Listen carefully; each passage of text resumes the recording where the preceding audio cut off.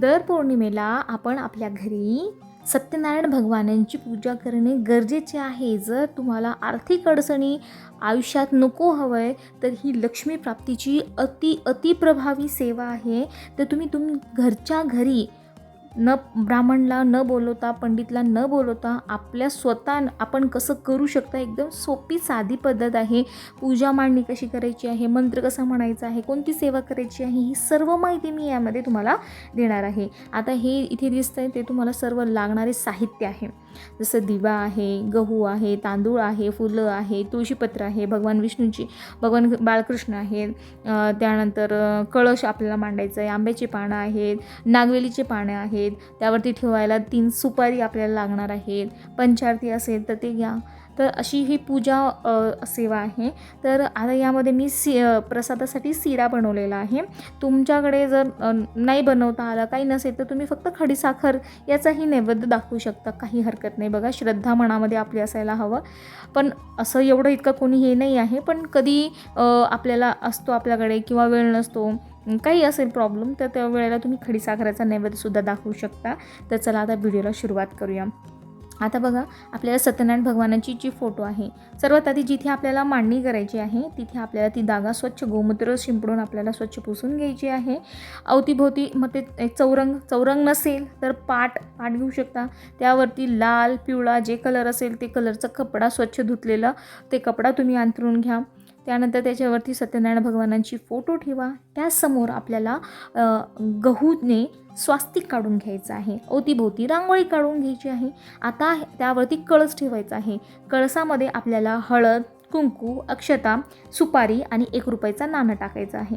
आणि त्यामध्ये आपल्याला आंब्याचे पानं आपल्याला ठेवायचं आहे. आणि त्यावरती आपल्याला तांबण ठेवायचं आहे. तांबणमध्ये तांदूळ भरून तुम्ही ठेवा. आता त्या तांदळामध्ये आपल्याला बालकृष्ण ठेवायचं आहे. तर बालकृष्ण ठेवण्याआधी मी त्यांचा अभिषेक करून घेते. अभिषेक हे तुमच्या मर्जीनुसार आहे. तुम्ही पंचामृताने अभिषेक घाला किंवा फक्त साध्या पाण्याने अभिषेक घाला किंवा नाही घातलं तरी ते तुमच्या इच्छेवरती आहे. ते जशी तुम्हाला जास्त, मला आवडतं अभिषेक करणं, कारण पौर्णिमा आहे, एकादशी आहे, त्या दिवशी आपण बालकृष्णाचा अभिषेक केलेला हा अतिउत्तम असतो. बरं, तर तुमची इच्छेप्रमाणेच आहे, काय कंपल्सरी नाही आहे. तर इथे मी अभिषेक केलेला आहे त्यांचा पंचामृताने. पहिलं दूध आहे, त्यानंतर दही आहे, साखर आहे, मध आहे आणि तूप आहे. हे 5 पंचामृत त्याला म्हणतो आपण, याच्याने अभिषेक केलेला आहे. त्यानंतर साध्या पाण्याने आपण त्यांना स्वच्छ धुवून घ्यायचं आहे. आणि तो जो पंचामृत आहे ते घरामध्ये थोडं शिंपडायचं आणि आपण घरच्या प्रत्येक सदस्यांनी प्रसाद म्हणून तो ग्रहण करायचा. त्यानंतर बाळकृष्णाला परत एकदा स्वच्छ पाण्याने आंघोळ घाला. त्यांना स्वच्छ कपड्यांनी पुसून घ्या. आणि तुमच्याकडे वस्त्र असेल तर त्यांना वस्त्र, गळ्यातलं हार वगैरे जे असेल, जसं मी लावलेलं आहे तसं तुम्ही ठेवू शकता. आता यामध्ये बघा, एकी साईडला मी श्रीयंत्र ठेवलेलं आहे आणि एका साईडला कुबेर यंत्र ठेवलेलं आहे. दोन्हीकडे हे तुमच्याकडे असेल तर ठेवा, नसेल स्किप करा. आता माझ्याकडे कुबेर यंत्र, श्रीयंत्र दोन्ही पण आहे, म्हणून मी आसन ठेवलेलं आहे. आसनावरती त्यांना विराजमान केलेलं आहे. त्यानंतर आता शंख, माझ्याकडे छोटा शंख आहे, शंख तुम्ही ठेवा. घंटा ठेवा. शंख म्हणजे हा आई लक्ष्मीचा भाऊ आहे, म्हणून आपण शंखची पूजा करतो. घंटा ठेवायचा आहे. त्याच्या पुढे, कळशाच्या पुढे आपल्याला 2-2 जोड पाने ठेवायची आहे. आणि त्यावरती अक्षता ठेवून त्यावरती 1-1 सुपारी ठेवायची आहे. आणि सर्वप्रथम दिवे वगैरे लावून घ्यायचा, अगरबत्ती लावून घ्यायचं आहे. इथे मी सर्वात आधी पहिला जे आहे ते जे आपलं जल आहे, त्या जलचा आपण इथे पूजा करून घेतलेला आहे. म्हणजे आपल्या तांब्यामधलं जे जल आहे त्याचा आपण पूजा करून घेतलेला आहे. गंध, अक्षता, हळद, कुंकू वगैरे टाकून त्याला नमस्कार आपण करून घेतलेला आहे. आता इथे पहिली सुपारी जी आहे ती आपली गणपती बाप्पाची, कारण सर्वात आधी आपण कोणतंही कार्य करताना गणपती बाप्पाची पूजा करतो, म्हणून ही गणपतीची सुपारी आहे. दुसरी जी आहे ती आपल्या कुलदेवतेंची सुपारी आहे. आणि तिसरी जी आहे ती आपली वरुण देवतेची सुपारी आहे. तर ही जे पूजा करायचं आहे ते आपल्या सत्यनारायण भगवान जे कथा पुस्तक असतं त्यामध्ये प्रॉपर दिलेलं आहे की ही पूजा कशी करायची आहे. तर सुपारी वगैरे मांडलेला आहे त्यांना. आता तुम्हाला ते दाखवलेलं आहे. तो एकाच डबा आहे, त्यामध्ये चंदन पावडर आहे, हळदी आहे, कुंकू आहे, गंध आहे, अक्षता आहे, ते सर्व एकत्र ठेवलेलं आहे. आणि त्याप्रमाणे आपल्याला श्री गणपती देवताभ्यो नमः चंदनम समर्पयामी म्हणून चंदन अर्पण करायचं. श्री गणपती देवताभ्यो नमः हरिद्रां कुंकुम सौभाग्य द्रव्याणि समर्पयामी म्हणजे हळद कुंकू वाहायचं. श्री गणपती देवताभ्यो नमः ऋतुकालोद्भव पुष्पम समर्पयामी म्हणजे फूल अर्पण करायचं. श्री गणपती देवताभ्यो नमः धूपम आग्रपयामी म्हणजे धूप दाखवायचं. श्री गणपती देवताभ्यो नमः दीपम दर्शयामी म्हणलं की दिवा दाखवायचा. अशा प्रकारे आपल्याला धूप किंवा अगरबत्ती जे असेल अशा प्रकारे आपण गणपती देवतांची पूजा केली. त्यानंतर त्यांना नैवेद्य दाखवलेला आहे. नैवेद्य दाखवताना आपल्याला पाणीचा भरीव चौकन करायचा. मग त्यामध्ये तुळशीपत्र घेऊन पाण्यामध्ये बुडवून ओम तत्सवितुर्वरेण्यं भर्गो देवस्य धीमहि म्हणून असं वाटीभोवती फिरवायचं. आणि त्यानंतर ओम प्राणाय स्वाहा, ओम अपानाय स्वाहा, ओम व्यानाय स्वाहा, ओम उदनाय स्वाहा, ओम समानाय स्वाहा, ओम ब्रह्मणे अमृतत्वाय स्वाहा म्हणून असा हा नैवेद्य आपण दाखवतो. आणि ही प्रक्रिया 2 वेळा करायची. हा सर्व प्रॉपर तुम्हाला ग्रंथामध्ये दिलेला आहे. तरी कोणाला डाऊट असेल तर तुम्ही नक्की विचारून घ्या. तर आता सगळ्यांची पूजा झाली, तिन्ही सुपारींची. त्यानंतर मग मी काय केले, कुबेर महाराजांची पूजा केली. कुबेर देवताभ्यो नमः चंदनम समर्पयामी, कुबेर देवताभ्यो नमः हरिद्राम कुंकुम सौभाग्य द्रव्याणि समर्पयामी, कुबेर देवताभ्यो नमः पुष्पम समर्पयामी असं म्हणून आपल्याला ज्या ज्या देवाचे नाव घेऊन त्यांना हळद कुंकू फुलं धूप दीप अगरबत्ती सगळं आपल्याला त्यांना अर्पण करायचं आहे, दाखवायचं आहे.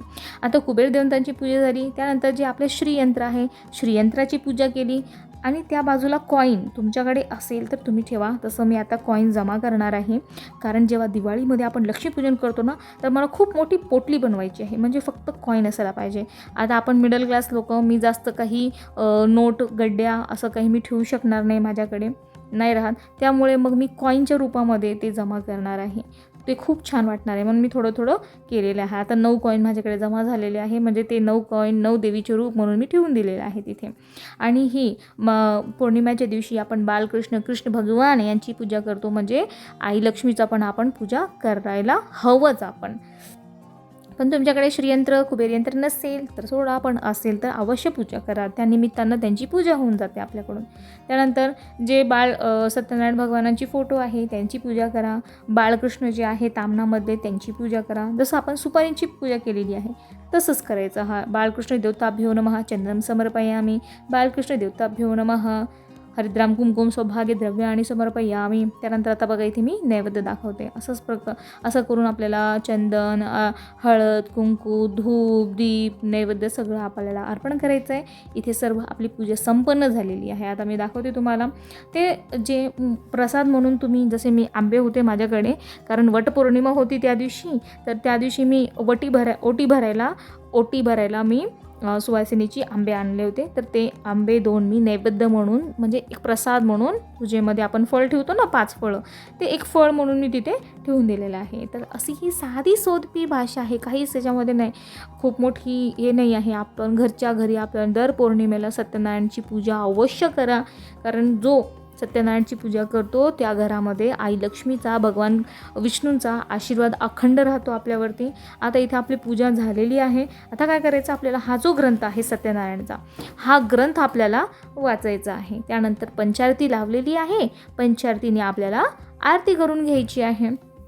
तर ही पूजा साधी सोपी पूजा आपली इथे संपन्न झालेली आहे. आता बालकृष्ण देव आहे आपले, किती सुंदर दिसत आहे, खूप छान प्रकारे यांची सेवा झाली.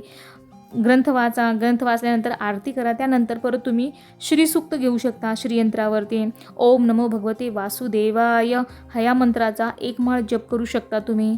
त्यानंतर ओम नमो नारायणाय नमः हा तुम्ही घेऊ शकता. श्री मात्रे नमः याचा 1 माळ जप करू शकता.